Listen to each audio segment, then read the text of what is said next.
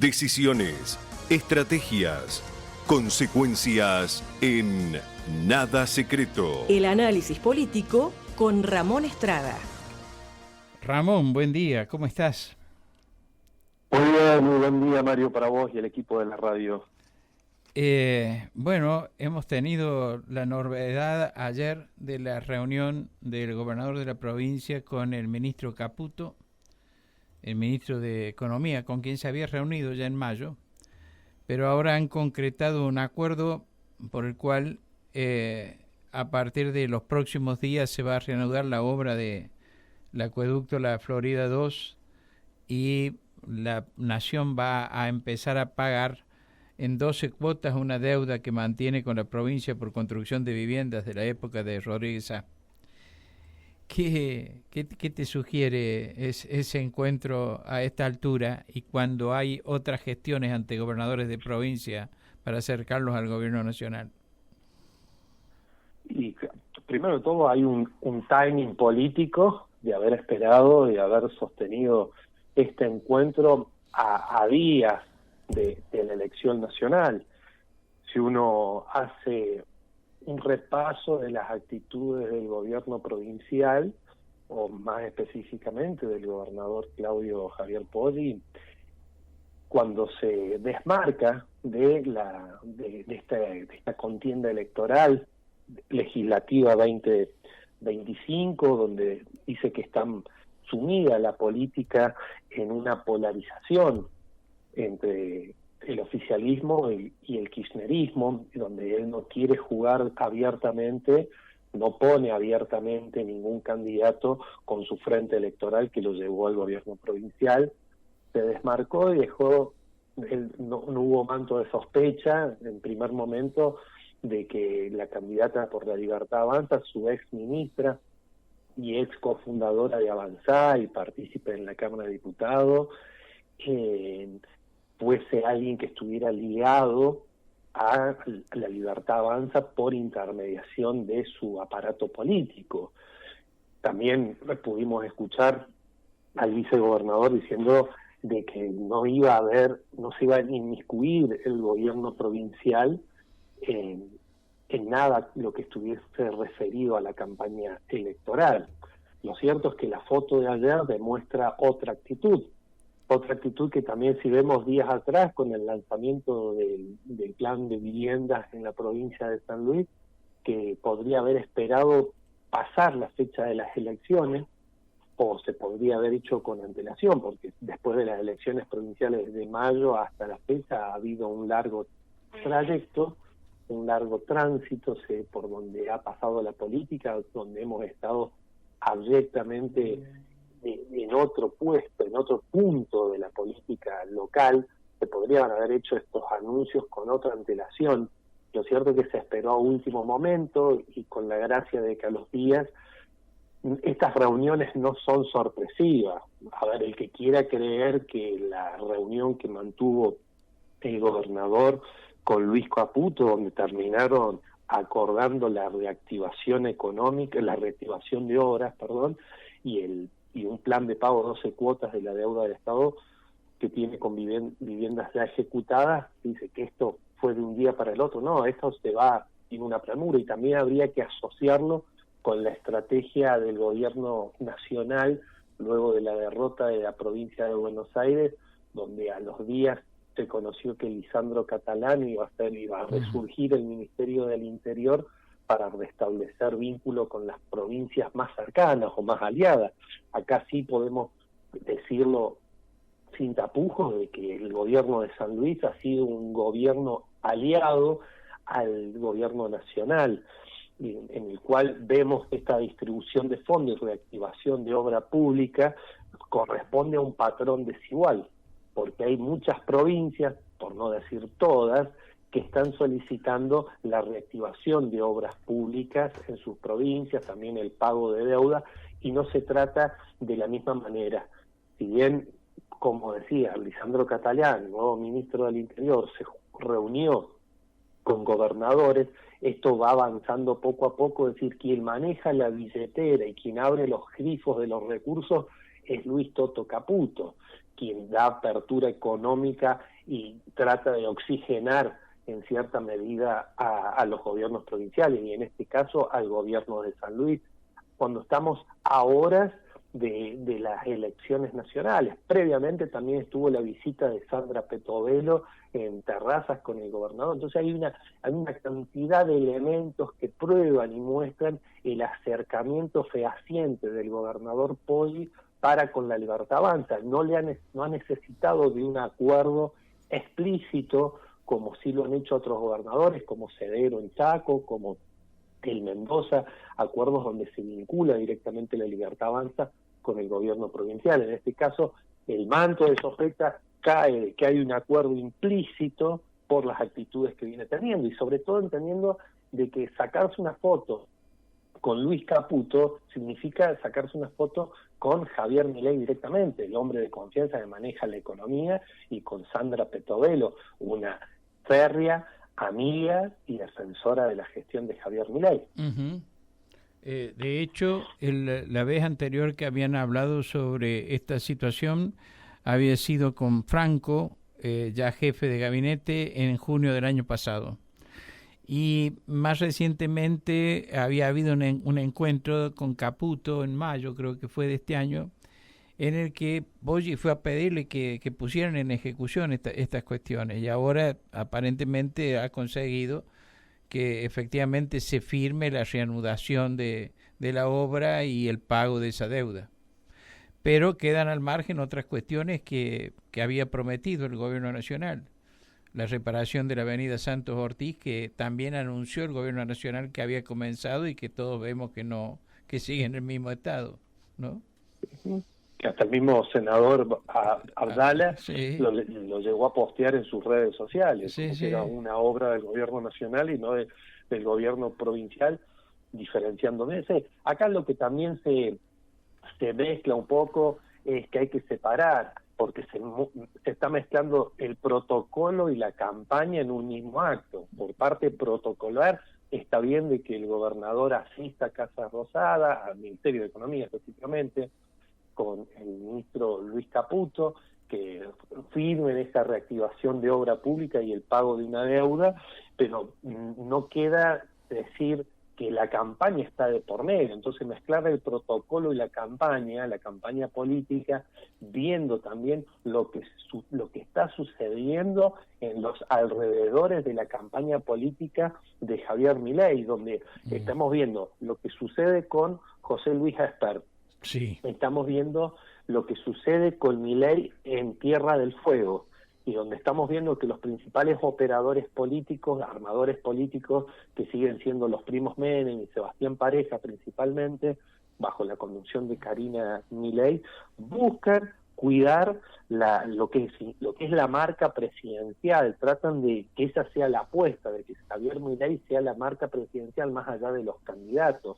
Ahora habría que ver acá en San Luis de acá a cara hasta el cierre de las elecciones, qué otra foto política puede llegar a mostrar el gobierno de San Luis con su acercamiento al gobierno de Javier Milei directamente. Volviendo al tema de Espert, leí esta mañana que Parejas y los Menem se reúnen hoy en esa mesa política en la provincia de Buenos Aires para analizar precisamente cómo van a continuar con la campaña de Espert. ¿Crees que todas estas revelaciones que han aparecido en el transcurso de estos días sobre la contribución que Espert recibió de una persona cuya extradición de la Argentina está pedida por Estados Unidos precisamente por cuestiones de narcotráfico, más la utilización de bienes de esas personas para la realización de campañas electorales previas de Espert, lo van a terminar perjudicando? ¿Crees que puede caer, como lo sostiene Milei, en que se trata nada más que de una maniobra mentirosa para afectarlo? ¿Qué crees que podría pasar? Lo que vemos principalmente es que hasta el momento la estrategia de la Casa Rosada es el silencio, de mantener un cono de silencio sobre el tema y de tildar de que es una mentira, que es una opereta, pero cuando vamos al asiento contable de Deborah Lee Mercer Erwin, que era socia de Federico Fred Machado, socia en Estados Unidos, una ciudadana estadounidense que está detenida, que está condenada a 16 años por narcotráfico, por fraude, por lavado de dinero. Se encuentra la justicia de Texas, encuentra en un asiento, en una tabla de Excel, que en la celda 900, en la celda 920, en la fila 920, hay un asiento de un egreso de dinero donde hay cientos de nombres, de 200.000 pesos, y el nombre figura José Luis Esper. ¿Cómo va a ser? Si también la sociedad argentina ha creído y se sostiene, no todos han creído, pero muchos han creído, y la justicia también, de los famosos, el famoso caso de los cuadernos, un cuaderno Gloria, que después fue quemado, después resurgió el cuaderno Gloria, es verosímil para poder decir la magnitud que tenía la corrupción en un anterior gobierno. Acá ponen en tela de juicio de que la justicia de Texas, pues no hay un kirchnerista que yo sepa, o no hay un peronista que yo sepa en la justicia de Texas que esté apoyando, hincando el diente sobre José Luis Esper y tratar de mancharle su carrera política. Lo cierto es que figura, y ahí también vemos, hay un entramado de este personaje, Fred Machado. El mismo José Luis Esper agradece públicamente, y hay un registro fílmico del mismo, de a través de, porque todo este dinero proviene de un fideicomiso. Este fideicomiso, que estaba el nombre de Fred Machado y que manejaba con Erwin, es la que libera esos $200.000 a José Luis Esper. Desde el gobierno nacional buscan de que no repercuta. Lo cierto es que el diario Perfil, que tiene toda una trascendencia trascendencia mediática en Argentina, y fue el primero en levantar la nota, en exponer en tapa la foto de José Luis Esper con la foto de Fred Machado. Dice, no van a levantar una mentira, o no creemos que el editorialista y el trabajo de la redacción del diario Perfil incurran en un grave error de querer ensuciar a José Luis Esper si no hubiese prueba alguna.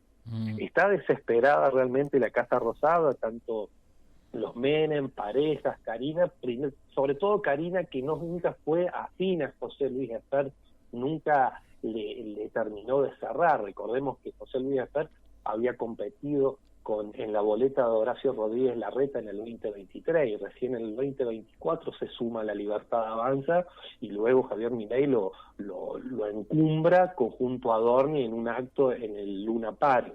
Hay muchas cosas que ahora se están develando y que están repercutiendo, y no tienen el poder de fuego para retrotraerse a decir que esto es todo una opereta, porque quien está atrás de todo esto es la justicia de Estados Unidos. Aún con la intervención de Juan Grabois con su denuncia de ayer. Claro, aún porque Juan Grabois y el equipo de Juan Grabois, que también comparte el equipo con el diputado Tailade, encuentran toda esta información que es información pública que está en la justicia de Estados Unidos, levantan esta información, presentan una denuncia en Argentina, y acá Juan Grabois es un actor más de que está levantando. Recordemos que Juan Grabois también es candidato a diputado nacional, y esto es lo que sucede en cualquier campaña política, o en las campañas sucias, de que buscan tratar de ensuciar al contrincante de cualquier lado, tratar de ensuciar al contrincante. El caso de Juan Grabois, por lo menos lo buscan, lo sacuden, lo ponen pies abajo y no se le cae nada, el crucifijo que lleva colgado. Pero a José Luis Esper lo mueven un poco, y ¿cómo puede él sostener que después de recibir $200.000 en febrero del 2020, él dice que eran fondos para la campaña, pero la campaña había sido en el 2019 y los fondos llegan en el 2020? Y a los pocos meses él declara la compra de un auto de alta gama de $90.000 y de un chalet en un barrio privado de más de $100.000. ¿Y cómo creció el patrimonio de José Luis Esper en los últimos 5 años? Cerca del 800%. ¿Cómo se explica también eso? Sí, 789%, dice Grabois, que subió el patrimonio de de Esper en el transcurso de los últimos años, ¿no?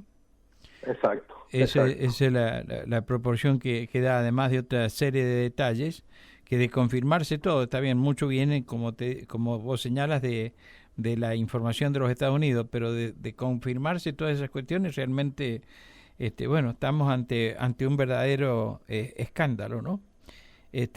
Por lo cual ya hay quienes han pedido que lo desplacen a Esper de la presidencia de la Comisión de Presupuestos de la Cámara de Diputados. Exacto.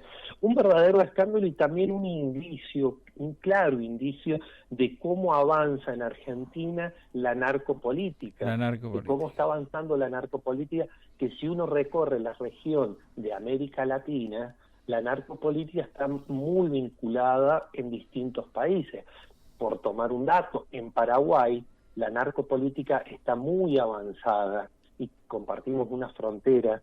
Y no solamente compartimos una frontera, sino tenemos una ruta de tránsito, que es del Paraná, de Paraguay, Paraná, por donde salen embarcaciones que terminan en Europa con cargamentos de cocaína, y que después, o en Bruselas, por ejemplo, en Europa, en Bruselas, se encuentran cargamentos de cocaína, se destapa todo, y dice, ¿por dónde salieron estos barcos? No, salieron de Paraguay, pasaron por Buenos Aires, estuvieron en el puerto de Buenos Aires, después salieron y llegaron a Europa.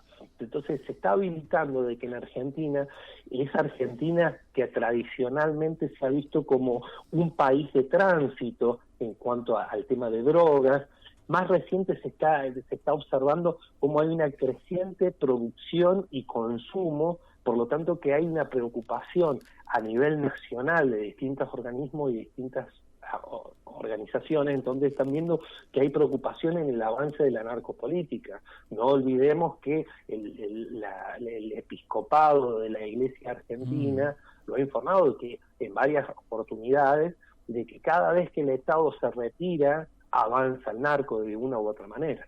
Efectivamente. Muchas gracias, Ramón. Un gran abrazo. Gracias. Que estés muy bien, Muchísimas gracias. Hasta luego. Ramón Estrada y el análisis político. Todos los martes y jueves en Nada Secreto.